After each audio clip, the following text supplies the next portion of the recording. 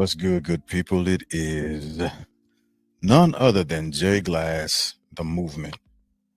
And am going to, I had a thought, and there are some things that are happening in my life that I'm sure you all have heard me mention every now and again throughout the podcast, at the beginning of it, and sometimes at the end. Um, and that thing that's happening in my life right now is I am sunsetting a 27 plus year career in the United States Army. I've not spent a lot of time talking about my career, and that was by design. That's always been by design. But what I've decided to do is, over the course of these next 8 days, share with you all a little bit about my career as a young soldier. And so I'll be titling this small docu-series, as it were, uh, from soldier to civilian in 8 days. Because that's all I have left. I've only got 8 days left. I enlisted in the United States Army in 1997, and I've got the document upstairs. I might scan it in to show you all, to share it. No, this is not me in high school. This is just a picture of me in I think junior high that I wanted to share because I remember this day and just being happy for whatever reason. And the picture that I actually want to share with you all is this one. 1997, October 31st is the year that I actually enlisted in the United States Army. This being 1998, this picture with Teron Calmes, Damon, Antoine Bynum, and Derek. This is a funny picture. The gentleman standing on my left is Teron Calmes, and he also enlisted in the United States Army around the same time I did, if memory serves me right. During this picture, I had already been enlisted in the United States Army in a process called the Delayed Entry Program. And so what that meant was I started the reserve, being a reservist, or what we call a TPU, when I was in high school. My mother had to sign for me in order for me to join. And did that in 97, started the next year, my senior year in high school. I graduated in 98. And 30 days after I turned 18, I ended up going to Fort Jackson, South Carolina, basic training. And I've got pictures that I need to find from that time that I'll find and I'll scan in and share it at a different time. But for the sake of time, these are all going to be short series. But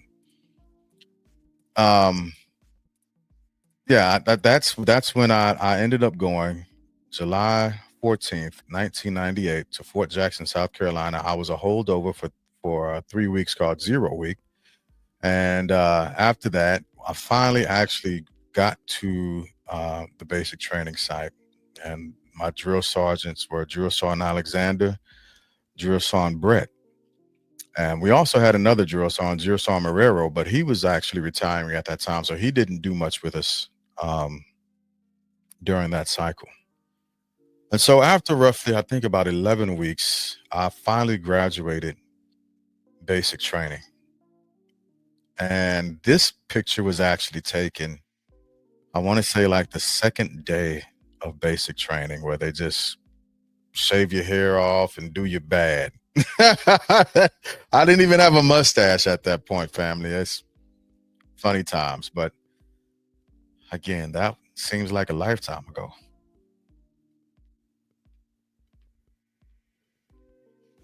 Hmm. 1998.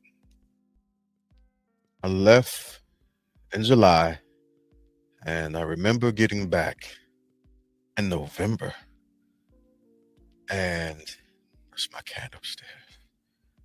I remember getting off the bus at Grand after catching a flight home from AIT, which is at Fort Lee, Virginia. Mo West is 92 Yankee. I've got my certificate again. It's upstairs, and I'll upload those documents at a later time. And again, at that time, I was just a reservist. I was in a railroad unit, and I did horrible. I had a great supply sergeant. Sergeant A Cup was my supply sergeant at the time. I had another one in between that time, but I can't remember his name. But during this time, between 97, 98, and 99, I ended up kind of forfeiting a lot of stuff. I stopped going to drill because my supply sergeant he left, so I didn't get updates. I moved to Chicago. I was in a detachment. They ended up getting disbanded without me knowing. And so I was just kind of floating.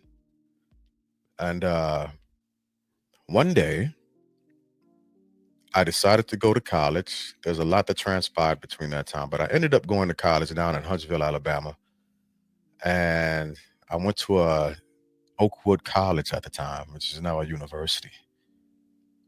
And somehow, some way, I ended up getting a call from a recruiter. Now, mind you, during this time also, 9/11 had happened. As a matter of fact, I remember walking through the cafeteria area with a good friend of mine, a brother of mine, Sir Williams. And we watched the second plane hit the Twin Tower. And I remember looking over at him and saying, damn, big bro, I'm finna have to leave. Little did I know that in 2002, I would be picked up by the 75th Division in Jefferson Barracks, Missouri, 383rd.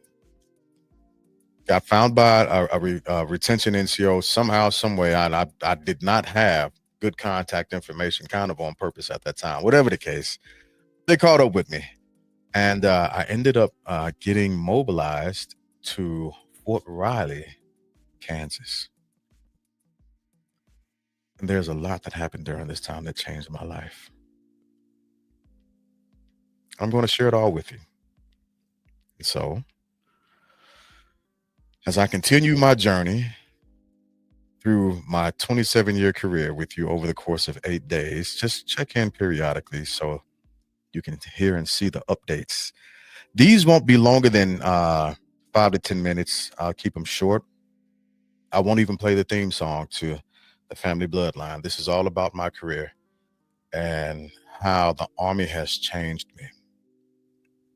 So again, just a quick recap. Signed up October 31st, 1997. My mother signed, got the documents. I'll scan those in for the next episode.